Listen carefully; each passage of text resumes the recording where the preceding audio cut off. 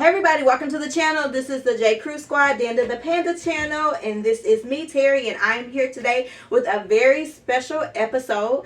I mentioned to you all about a week or so ago that we were going to do a video about grief due to the passing of my father and working with children when it comes to grief.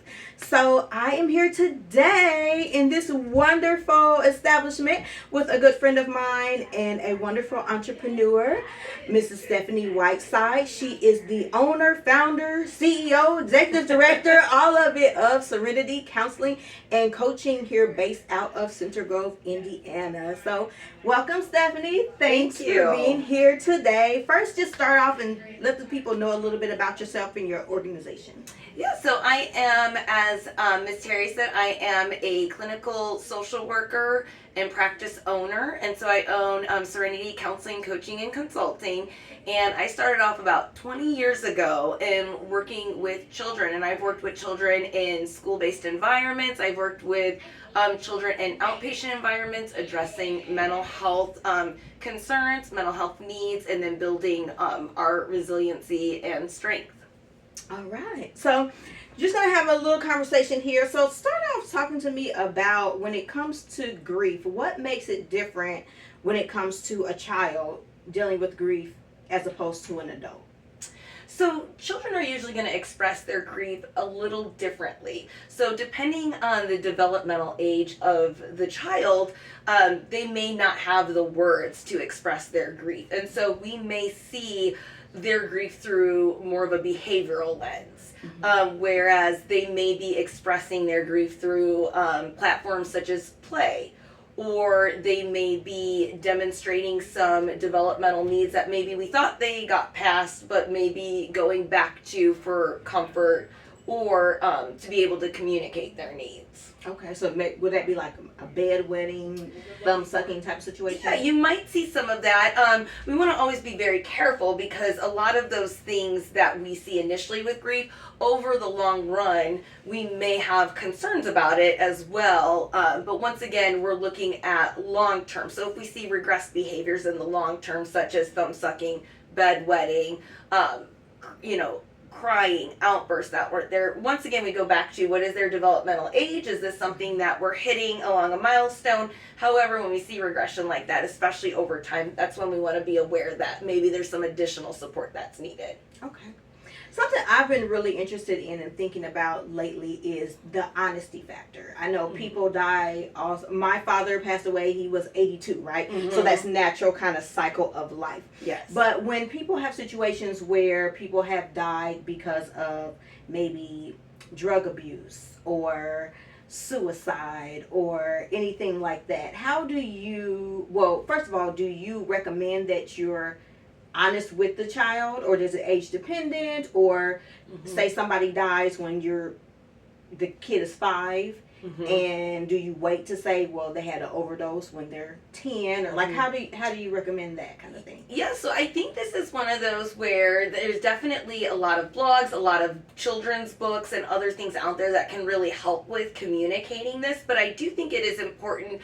And to your point, we're actually going to do a little bit of both. So we want to make sure that whatever we're sharing is age appropriate, but we also want to be as honest and direct as possible. And once again, I always focus on what is the question being asked, because sometimes as adults, because we have all these words, we tend to elaborate, and sometimes we ask more than the question that's, we're answering more than the question that's being asked. And so it is, really important that we're addressing the question, but once again, we want to be very age appropriate. And I say that because I've had a lot of children that have gone into more complicated grief because that explanation was so vague. So for instance, you had mentioned, substance abuse. And so sometimes we may have a parent or a loved one who's experienced an overdose. So if we say something like, well, they got a hold of a bad medicine, or they were sick and what they were taking made them sick or made them pass or die, then it's not unusual that we have a child coming in to see me because they're afraid to try new foods. They're afraid to take medicine because they're afraid that something's going to happen to them or somebody else. With children, they want a sense of predictability. They want a bit of control to some extent. And so helping them feel safe and we kind of have a rule that the more unpredictable something is, the higher the potential for trauma down the road. And so, once again, we want to bring predictability back to their life when that happens. Okay. And I know this is probably kid specific, but in general, is there a certain age that you could have those deeper conversations about? So, say, staying with the overdose as an example. So, is it 10? Is it 15? Is it... I think it really depends on the developmental age of the child, and your child best. And so how you believe that they will take that information, what you feel they are ready to hear and understand. The other thing, though, is that no matter what we say or do or talk to our children about, we should be doing follow-up as well. So if there is, no matter how clearly we explain it, often when children are receiving this news, they are in a place of potential distress or still trying to make sense of what's being said to them.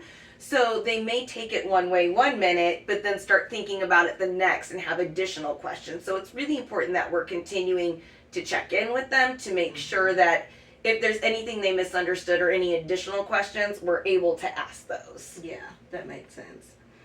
I was thinking about that because I was paralleling it with adoption and how some people say, with all 3 of my kids being adopted, when some people say, well, they knew from the beginning. Some people say I told them when they were 16. And so it made me think with grief, was it similar to that? Right. So that's what kind of brought me to that. Right. And why those check-ins are so important is earlier on, like, you may be explaining something like a suicide in a way that's developmentally appropriate, but then as that child gets older and is exposed to different situations, just on their own education, both socially and academically, they may have additional questions that pop up. They may be putting pieces together that initially were not age appropriate for them. And so once again, those check-ins or just following up with those questions and making sure that there's kind of this unspoken rule of those things that we avoid talking about, it sends the message that it's not okay to talk about it. And so we're not trying to get them to move on. We really want them to be able to come to us with those questions as well. Right, right. What do you suggest to the audience about when you're grieving? So it was my father that passed away recently, right? And so their grandfather, and obviously I am saddened by that, and so that obviously impacts my affect. How do you suggest, or what do you suggest to parents to try to explain that to the kids? Because I found my kids like randomly saying, "Are you okay?" And I thought I was fine. I'm just chopping the onions or whatever. But they could kind of sense it, even though I felt like I was playing it off. Right. Clearly, I was not doing a good job. Well, and I think it's okay to acknowledge it and be very honest of, it's okay, Mom's sad right now. I was just thinking about Grandpa and really missing him. Once again, I think it is a good thing for us to share our feelings and how we feel about things. Once again, we're not putting it on our children to make us feel better, but it is more of sharing. Grief can actually bring families together. It can teach children a lot of valuable lessons.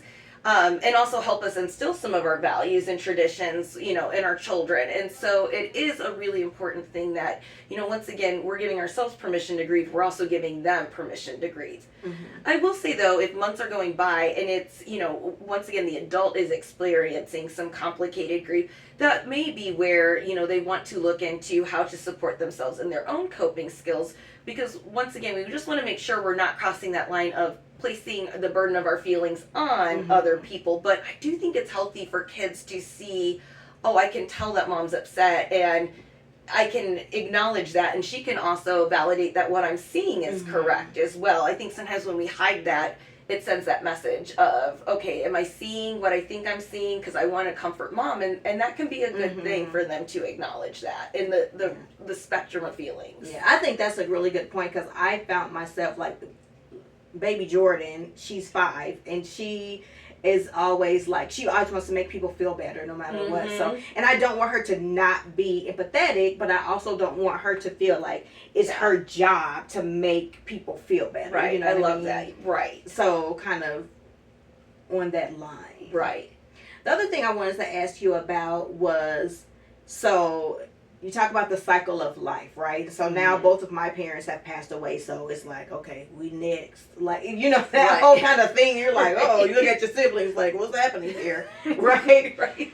But how do you recommend as kids grow up, you know, in a sibling group, right? Mhm. So I have 3 kids.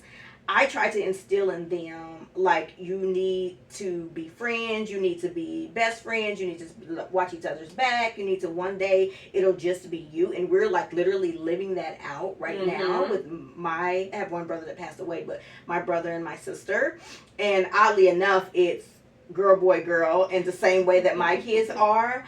And my mom would always say that, like, you know, it's enough people, she would always say, it's enough people in the world ready to kick your butt. You don't need to be arguing with your brother and sister. Like, she would always, and she probably rolling around in the grave, because it's not where I know she would want the relationships to be. But how would you suggest kind of having those conversations with kids in a way that they get it, so that when they are 40 and their parents pass away, that they aren't there like trying to pick up the pieces between their siblings, if that makes sense. Right. Well, I think first, you know, we do model that as best that we can. You know, respect for our siblings, talking about our siblings. I know you try to, you know, do family functions with your siblings and your children, and I know they really enjoy that as well. And so I think that is one of the ways that we model that for them. I think, you know, as you talked about, is, you know, problem resolution and working through, you know, when we're getting frustrated with each other, when we're getting because that's normal. It's normal to, if we're going to live in the same space, we're going to have disagreements. And so how do we work our way through? And it's not just when I talk about like problem resolution, it's also repair. So if I've said something that's hurtful to you out of a moment of anger, am I working on that and repairing that relationship between us? I think that can be very helpful as well. And I'm always one on what are the lessons that we're learning in life? What has this taught us about our family, and how our family weathers difficult times together? And sometimes that can be a really interesting to get their perspective on what things they have learned through this process, and what things they have gained through this process as well. Okay. Yeah, that's good. That's good. Something else I wanted to ask you about is kind of like resiliency when it comes to grief. I know, as you know, working in K-12 and in higher ed spaces, that the world kind of doesn't care. Right. They don't care who died. They don't care if it's your mom, your dad, your grandpa, your uncle, your cousin, if they died last week, last month, last year, or 20 years ago. So how can we kind of, I guess, build our kids up in a way that they understand that grief is important, and you need to grieve and have those feelings, but also the outside world may not have that same level of caring that your family or friends do. Right. I'm glad that you asked that, because I've always stated that the most important part of grief is recognizing that it's going to happen, and there's no way around it. There's no way to avoid it. The only way is through it. And so oftentimes when loss happens, there's a lot of concern and fear about a child's emotional reaction to this news and to that loss. And actually this, you know, grief is an important developmental milestone in its own way, and that, you know, children learn a lot from this process. They learn a lot from their first loss. And so once again, going back to what are the things that they're learning from this, how are they progressing through this, acknowledging that they're doing difficult things. The first day back to work is difficult. The first, you know, day back to school is difficult. And so recognizing that. I think it's also important that as we talk about the grief process, children tend to want things to go back to normal as much as possible. And especially typically the first couple weeks, that's very hard to do, if not more. And so once again, recognizing that things may look a little bit different and acknowledging that, but helping them gain that sense of normalcy, that we don't just stop everything. They may need to go to practice, you know, they may need to go back to school the next day. And oftentimes we have children asking for that, and a lot of that is because that sense of normalcy is comfort for them. And so the longer we kind of keep them out of school, keep them from doing their practices, keep them from doing the things that they love or that they're used to, the more of an impact this is going to have on them. That's interesting that you say that. I just flashed back into my head when my brother died. I was like 10. And I can remember my parents were staying with my grandmother, and my parents came home, and I saw them coming up the driveway, and I knew he had died. It just was like, why would you be here? Because he was in a hospital in Cincinnati. We were in Dayton. Right. And they came in and told us, and I said, I want to go to school. And they're like, you don't have to go to school. And I'm like, no, I want to go. And I went every day up until the funeral, which I believe was on a weekend anyway. But like, I wanted to go to school. Right. And so that just clicked with me that I did not want to sit there where everybody was crying. I wanted to go to school. Yep. And you have the people that you know there, and if you need comfort, you trust and know those people. It's not a stranger coming in. It's not somebody that you're unfamiliar with. And so that's where we also, whenever I've responded to losses, at school buildings, that is one thing I often, reminded principals, teachers that if I'm walking in the room and they don't know me versus a, school counselor or social worker that they know or another teacher that they've connected with, they're going to have a much better response and also feel more secure with that because they know that individual. And also that individual knows them. They know them pre-grief as well. And kind of on that, I just want to get your opinion on this. What do you think that children, I feel like I personally dealt with grief better as a child, and I feel like children deal with grief better, and it seems to me maybe that's because I guess we're less cynical. You know what I mean? Like, my brother died when I was 10, my mom died when I was 25, my dad died when I was 45. So, and I feel like I took them both, all three worse. You know what I mean? Right. So what do you think about it? Right. I think, as we grow up, the concept of death becomes much more complex and loss becomes much more complex. Where I think, with children, especially very young children, they don't necessarily have as much of the socialization around grief and loss. And so sometimes they are able to take things, more, black and white sometimes. However, you find as they get older, they might have additional questions or different concepts about death and dying and grief in general. I think also, you're more socialized to your cultural beliefs as well. And so we know that there are some cultures who tend to deal better with death than others. And so it really depends on, the overall experience.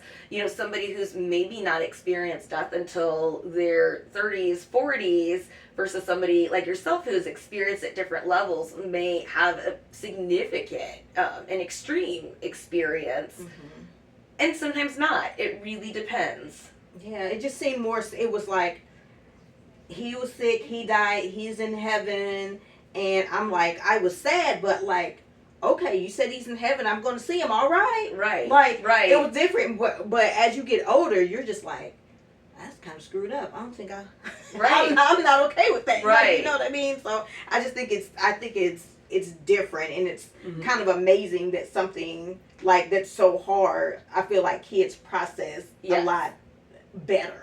Almost than adults. Let me ask you, do you feel it was more difficult with your father because you are a parent now and you also had to, I think as a parent it's also extremely difficult to tell our children. So as much as it scares me and it's even hurtful to think about something happening to some of my family members, I think, if heaven forbid that news were to come, it would be very I think I'd have a harder time, thinking about how is this going to impact my children. And I think sometimes we tend to do that too. I think so, because obviously I didn't have any kids at 10. I didn't have any kids at 25, but I do have kids now. I think, and in my particular case, I think it's a little more complex because I'm like, well, they already adopted.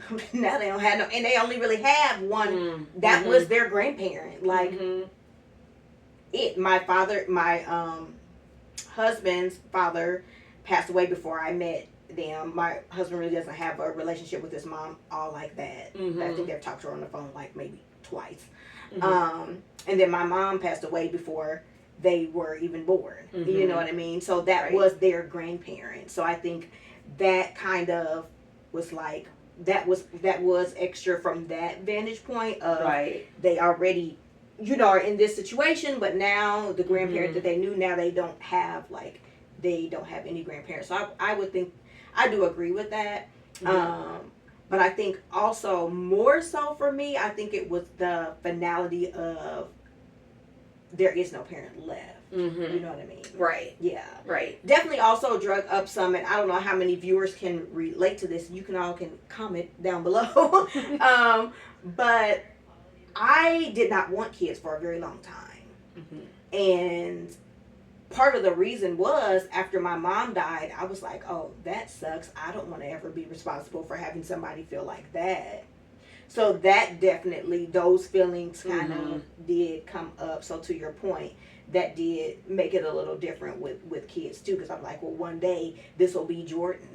Right. You know, having to do with. Right. And then I'm old, y'all. Look, Jordan's 5. I'm 45. So I adopted Jordan. She was 2 days old, and I was like a month. I was like 5 weeks before I turned 40. So that day is going to come sooner in their, you know what I mean, their adulthood than later. So yeah. Right. I think that point's definitely good. Yeah. Yeah. What do you think about resources? So, would you have any books that you say, well, this particular book is really great, or this particular cartoon or anything for kids? There are a lot of books out there. I know The Invisible String is one that comes to mind, right away. But I definitely encourage individuals to really look, and parents to look at Amazon, really look at the age, and also look at the concept as well, because there's a lot of unique concepts. So, depending on the loss as well. So there's some that go into what happens to us after we die. There are some that talk about how to maintain a connection with somebody who has passed. There are some that just simply answer questions, related to death and dying. And so it's really important, I think, to really read the reviews, really look at the synopsis, and really determine if it, fits your child, because there are so many out there. The other thing is, don't be afraid to kind of create your own. So I've often used stick figures and have created books that I've made up that have been significant and have really included, explicitly some of the information that, the child may relate to. And so, especially if there is, something that, we're, like a message that we're trying to connect to, such as, you don't have to lose your connection. Here are ways that you can kind of maintain your memories and maintain those good connections. Okay. Do you have some things that you recommend that people do to try to maintain those connections? I made my kids shadow boxes with pictures of them and my dad together. Yes. See, I love those ideas. And I even think, even if we're looking at larger memorials too. So sometimes we'll see schools or different, organizations that may do a memorial to somebody who has passed. And I think it's, really important to have something, as much as we can do something personal, because that individual means something different to everybody. And so I like the shadow boxes, because once again, they can take those out and they can, look back to those happy memories. But they can also put it away when they need to as well. It's sometimes those memorials, so we've seen, people do different objects or different, like if it's a vase or a painting or something to memorialize that. Especially it can uplift a place, keep it, keep that reminder there. But we're also very careful of, the reminder and kind of, and how they receive that reminder. So I like your idea, because once again, children can take it out when they want to look at it, when they're missing him. They can put it away when they're ready to move on. Because some people, it is really hard. They may walk by that bench that memorializes their best friend. And some people, it's going to give them good feelings. Some people, it may bring them back to that day, or it may be a painful experience as well.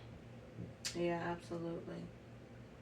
All right. Well, we will have this up. So if there's any questions that you have for Miss Stephanie, go ahead and drop them below, and I will have her look on there and answer some of them when she gets the time to do so. But before we sign out of here, let the people know where they can find you on social media.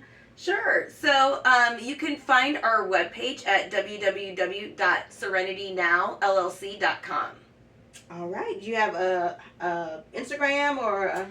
I do, but I don't have my handle. That's all right. We will put it down in the comments. We will put it in the comments. Hey, I'm right there with you.